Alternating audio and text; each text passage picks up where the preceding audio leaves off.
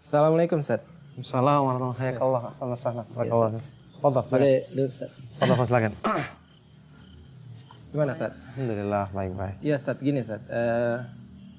Kita lihat banyak kejadian yang terjadi di masyarakat umum mengenai jin. Iya. Ini yang saya mau tanya dan barangkali Jin, juga kemasukan jin maksudnya? Iya, jin Ustaz. Gimana menurut antum Ustaz tinjauan syariat tentang masalah jin ini Ustaz? Jadi menurut antum gimana menurut kemasukan jin, kemudian mereka mengatasinya gitu ya? Iya Ustaz. Cara mengatasinya, iya oke lah.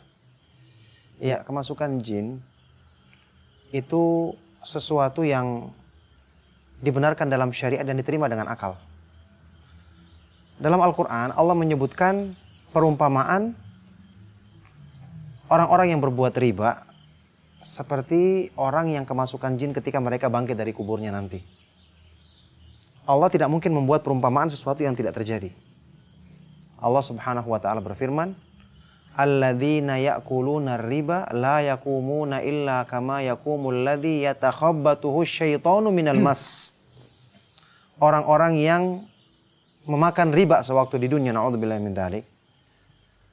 Mereka nanti ketika dibangkitkan pada hari kiamat dari kuburan mereka, mereka tidak berdiri kecuali seperti berdirinya orang-orang yang kerasukan syaitan, kesurupan syaitan, yang mereka berjalan guncang minal mas, akibat dari kegilaan, akibat pengaruh syaitan.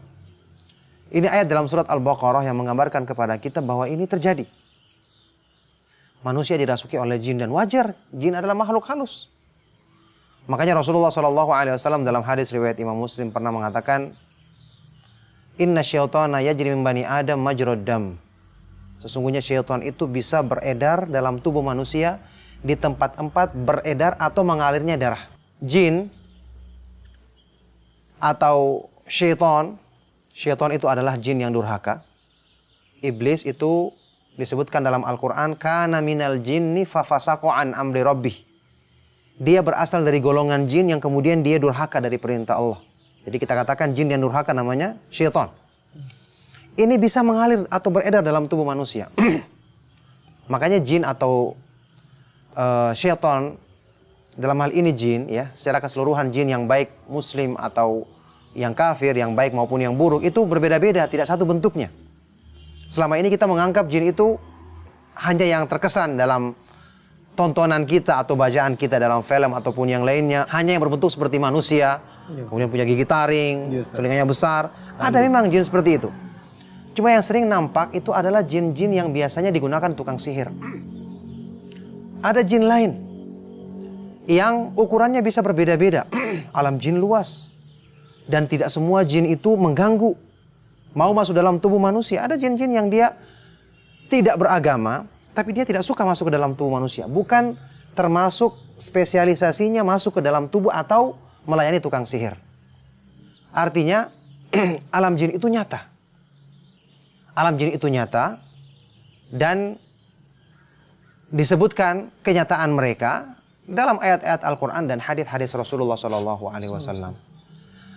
Nah, masalah fenomena kesurupan itu ada dua. Kesurupan yang terjadi karena seseorang yang misalnya lalai atau pikirannya sedang kosong atau yang lainnya, kemudian kemasukan jin yang lewat iseng. Ini biasanya dengan izin Allah lebih mudah untuk dikeluarkan. Tentu dengan cara yang disyariatkan, yaitu diruqyah, dibacakan ayat-ayat Al-Quran, hadis-hadis Nabi SAW, perlindungan kepada Allah, juga doa-doa yang benar tentu saja isinya. Misalnya surat Al-Fatihah, Al-Ikhlas, Al-Falaq, An-Nas, ayat kursi, surat Al-Baqarah secara keseluruhan. Maka ini tentu kita membaca sambil kita niat untuk membaca Al-Quran. Makanya lebih bagus kita baca Al-Quran itu sempurna, misalnya Al-Baqarah semua, supaya kita niatkan untuk beribadah membaca Al-Quran, yang ini merupakan tentu ibadah yang agung. Biasanya kalau yang kesurupan seperti ini lebih mudah. Ada yang lebih sulit, yaitu kalau jinnya masuknya karena sihir, karena dimasukkan lewat makanan atau minuman misalnya. Ini pernah terjadi pada diri Rasulullah SAW, yang kemudian dengan sebab itulah turunlah surat Muawwidzatain, Al-Falaq dan An-Nas, dan malaikat Jibril yang meruqyah Rasulullah SAW. Loh, kenapa Rasulullah masuk? Beliau manusia biasa. Dan dimasukkan dengan cara sihir. Sihir dimasukkan dengan makanan yang hakikatnya sihir itu seperti membuka pintu dalam hati manusia kalau sudah masuk dalam diri manusia, sehingga ada lubang kayak terowongan sehingga jin-jin yang lain bisa masuk. Tentu kecuali yang dijaga oleh Allah Subhanahu wa taala. Seperti Rasulullah SAW sampai beliau dibuat terkesan atau berkhayal, ya, terkhayal pada diri beliau sesuatu yang beliau belum lakukan seolah-olah sudah dilakukan. Tentu yang berhubungan dengan masalah-masalah perkara-perkara yang mengganggu, apalagi yang berhubungan dengan urusan agama. Nah, yang jenis seperti ini biasanya lebih sulit. Tentu ada cara syariat untuk menghilangkannya dengan diruqyah.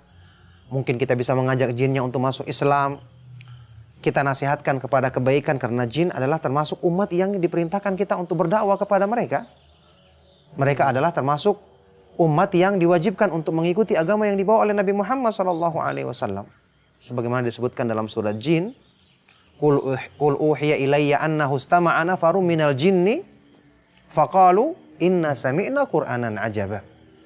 Telah diwahyukan kepadaku ada sekelompok jin yang mendengarkan Al-Quran. Dan mereka mengatakan, kami mendengarkan Al-Quran yang sangat mengagumkan isinya. Yahdi ila rusydi fa'amanna bihi wa lan nusyrika bi rabbina ahada. Al-Quran memberikan jalan kepada petunjuk kebenaran. Kami pun kemudian mengimaninya dan kami tidak akan menyekutukan Allah selama-lamanya. Jadi jin didakwai, mendengarkan Al-Quran, mendengarkan nasihat. Dan ini merupakan perbuatan yang tentu terpuji. Di samping kita meruqyah, mengeluarkan jin tadi dengan cara yang syar'i, kita ajak dia dengan kebaikan. Mereka seperti manusia, ada yang jahat asalnya, ada yang asalnya tidak mengenal apa-apa. Punya fitrah yang masih mau diajak kepada kebenaran. Apalagi mereka bisa langsung merasakan Al-Quran dibacakan kepanasan kalau dia belum beriman. Apalagi kita sebutkan mereka bukti-bukti tentang penciptaan alam semesta. Apalagi mereka bisa misalnya melihat tanda-tanda yang membedakan orang yang membaca Al-Quran dengan tukang sihir. Jika itu jin yang berhubungan dengan misalnya jin sihir. Dia melihat orang yang membaca ini ada bacaan Al-Quran yang dibacanya ada perbedaan dengan mantra-mantra sihir. Ini diketahui misalnya jin-jin yang sudah terbiasa mendengarkan sihir atau mendengarkan mantra-mantra dari tukang sihir dan para dukun. Ala kulli hal, dengan cara ini kita menghasilkan banyak pahala sekaligus mendakwai mereka, dan mereka alhamdulillah banyak yang mudah diajak masuk Islam dengan taufik dari Allah Subhanahu wa taala, kemudian berislam dengan benar, dan itu tentu menjadi sebab untuk kebaikan.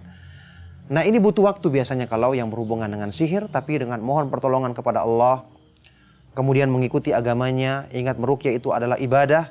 Jangan kita mengadakan cara-cara yang baru yang tidak sesuai dengan syariat. Ada sebagian orang yang meruqyah dengan memukul, menusuk, dan seterusnya. Ada yang bahkan memegang perempuan yang bukan mahramnya. Ini tidak disyariatkan. Ada yang disuruh diruqyah itu setiap hari harus mandi junub. Apa hubungannya dengan mandi junub, mandi besar? Ini semua hal-hal yang kadang-kadang ditambahkan oleh sebagian orang, padahal tidak ditunjukkan dalam petunjuk Rasulullah SAW dan para sahabat dan para ulama salafus saleh sebelum kita. Yang jelas, dari pengalaman para ustadz, para ikhwan-ikhwan kita, pengalaman saya pribadi, kita pernah menangani beberapa kasus seperti ini yang kami dapati Allah akan berikan kemudahan. Mereka masuk Islam, mungkin ada perlu dialog, sebagian diantaranya perlu dialog, perlu saling memberikan hujah-hujah dalam Islam maupun hujah-hujah atau argumentasi yang bisa diterima oleh akal mereka. Maka dengan izin Allah Subhanahu wa taala, Allah jadikan ini kemudahan untuk kita melepaskan jin-jin tersebut sesuai dengan cara yang dibenarkan dalam syariat. Yang jelas kita semua yakin bahwa syaitan itu tidak punya kemampuan untuk menundukkan orang-orang yang beriman kepada Allah. Allah Subhanahu wa taala berfirman, "Innahu laisa lahu sultanun 'alal ladzina amanu wa 'ala rabbihim yatawakkalun. Innama sultanuhu 'alal ladzina yatawallawnahu wal ladzina hum bihi musyrikun." Sesungguhnya syaitan tidak punya kekuasaan terhadap orang-orang yang beriman dan berserah diri kepada Allah. Bagaimana mungkin dia bisa menundukkan sementara hamba ini dilindungi langsung oleh yang maha kuat dan maha perkasa. Innama sultanuhu, sesungguhnya kekuasaannya itu hanyalah terhadap orang-orang yang mengikutinya, mentaatinya, dan orang-orang yang menyekutukan Allah Subhanahu wa taala dengannya. Makanya kita harus yakin dengan pertolongan Allah, bersandar kepadanya. Kita ingatkan waktu kita meruqyah bahwa ini adalah memohon pertolongan dari Allah. Kita cuma melakukan sebab yang sebab ini pun disyariatkan dalam agama Allah yang merupakan sebab untuk menyelesaikan masalah tersebut. Maka semoga Allah Subhanahu wa taala memudahkan kita semua. Inilah jawaban dari pertanyaan antum. Semoga bisa menjadi pencerahan bagi kaum muslimin untuk lebih bisa berpegang dengan petunjuk Allah Subhanahu wa taala yang merupakan sebab kemuliaan mereka dunia akhirat. Ustaz, jazakallahu khair, Ustaz. Barakallahu fiik. Hayakallah.